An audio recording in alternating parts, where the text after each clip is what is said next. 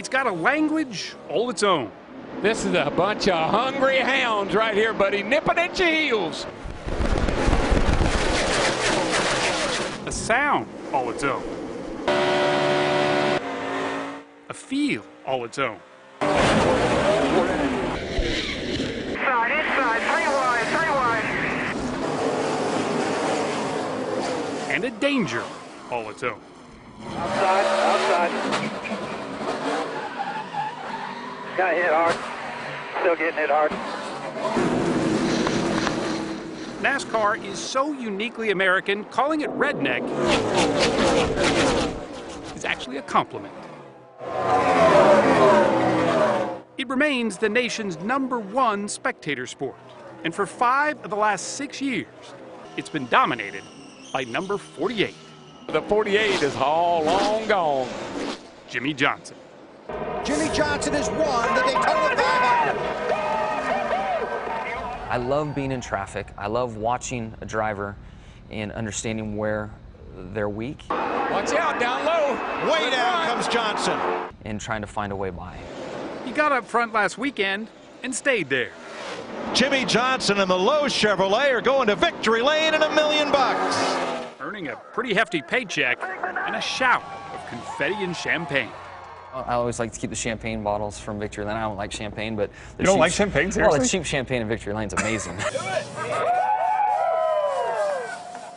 He's the only driver in the 64-year history of NASCAR to win 5 straight championships. Not even greats like Richard Petty or Dale Earnhardt have done that. Making the 36-year-old one of NASCAR's most bankable stars. As long as he's been winning, Jimmie's been racing Chevys, with a few exceptions.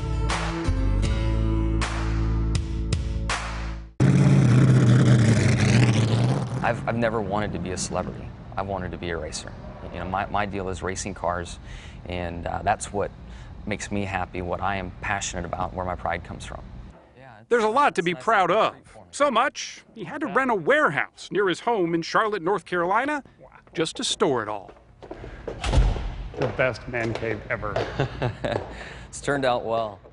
And everything in here has a story. The color that's here, I was the young kid on the deal. Yeah. So this was the puppy chow dog food coloring. So I was in the puppy chow car. That was long before he hit it big. Now he's even got his own video game, one that he designed, which I thought gave him an unfair advantage. Have you ever played a game before?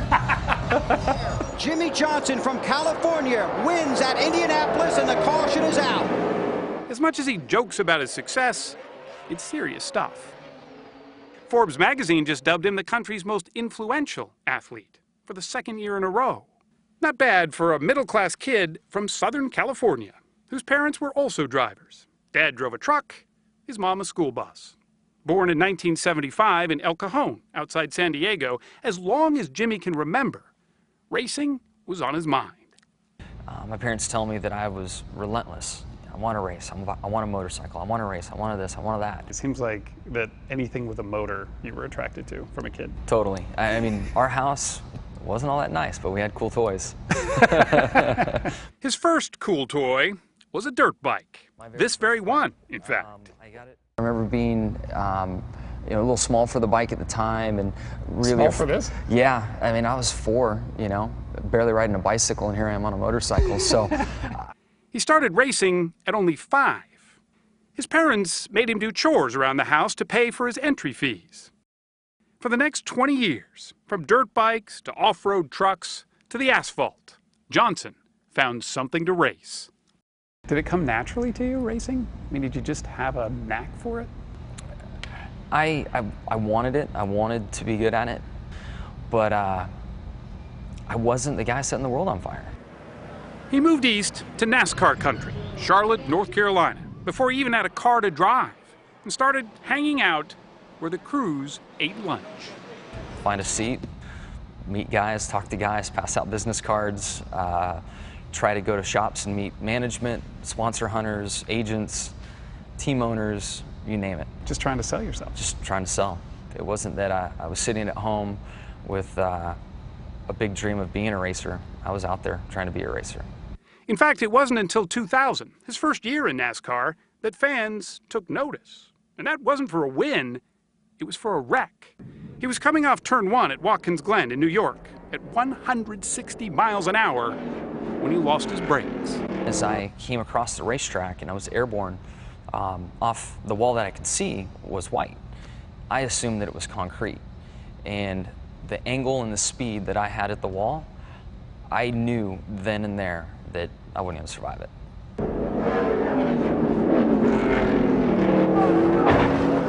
But the white wall wasn't concrete. It was styrofoam and cushioned the blow. To this day, the mangled hood of that car hangs on the wall in his shop. The guys were nice enough to gift it to me. He can laugh about it now. It all seems a long way from this. That's right. Hendrick Motorsports, the team he drives for now, is like the New York Yankees of NASCAR. Its gleaming, state-of-the-art garage is the envy of other teams. Jimmie has nearly 100 engineers and mechanics behind him, keeping his cars in shape. So how many cars, do you end up building every season? Depends on how many I crash, or we crash. But on average, you go through 12, 15 vehicles.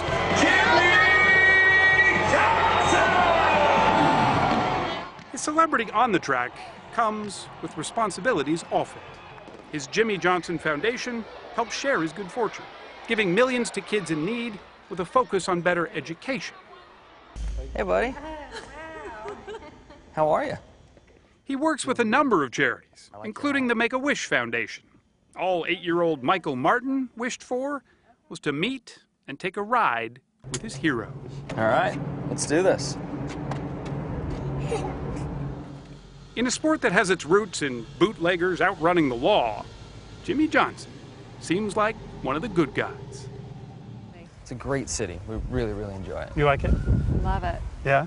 Yeah. Johnson and his wife Chandra live a long way from the noise and grime of the pits in a quiet, tree-lined neighborhood in Charlotte.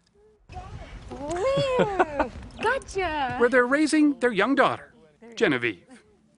Suddenly, the guy who was all about speed and sponsors has a different race to run. Uh-oh. You know, racing has been the focal point of my entire life. It's kind of defined me. You know, I'm more concerned about Genevieve looking up to me down the road and saying, you were a great dad, than I am concerned about what takes place on the track.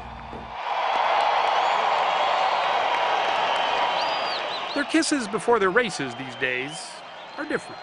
There's more on Jimmie's mind than the finish line. And I remember vividly an image of Dale Sr. kissing Teresa Earnhardt and then climbing in the car, and unfortunately, he was killed that day. So sometimes my mind flashes to that, and it's like, no, don't think about it. You know what I mean? You're like, okay, well, I just kissed my wife and my daughter, and you climb in the car and go to work. And I think that being aware of those emotions and recognizing them helps me make better decisions. Here we go for $1 million. It's a razor-thin line, one he's raced on all his life. The day I'm flinching, the day I'm worried about my job, the day I'm thinking about, oh, I don't want to make this move because I'm going to get hurt, that's when I need to be aware of things and step down. But for now, Jimmie Johnson has plenty of laps to go.